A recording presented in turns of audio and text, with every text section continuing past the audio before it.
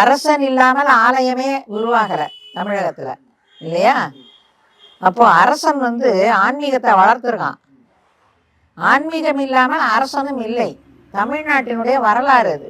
அதனால ஆன்மீகவாதிகளாக இருப்பவர்கள் அரசியல்வாதிகளாக இருக்கக்கூடாதுங்கிறது ஏற்றுக்கொள்ளக்கூடிய ஒரு விஷயமே கிடையாது.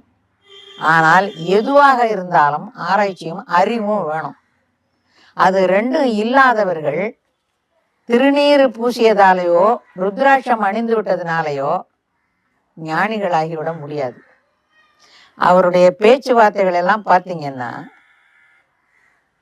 தன்னுடைய மண்ணுக்காகவோ தன்னுடைய மொழிக்காகவோ தன்னுடைய இனத்துக்காகவோ அவர் பேச மாட்டாரு. இல்ல, அவர் நேற்று பேச தொடங்கும் பொழுதே இருந்தமிழே உன்னால் இருந்தேன் அப்படின்னு தானே பேச. அந்த ஒரு பாட்டு அவருக்கு தெரியும், அதனால அதை பாடுறாரு. உணர்ந்து பாடலன்றீங்களா? அந்த பாட்டு தெரியும்னா என்ன, அந்த பாடிக்கிட்டே இருந்தா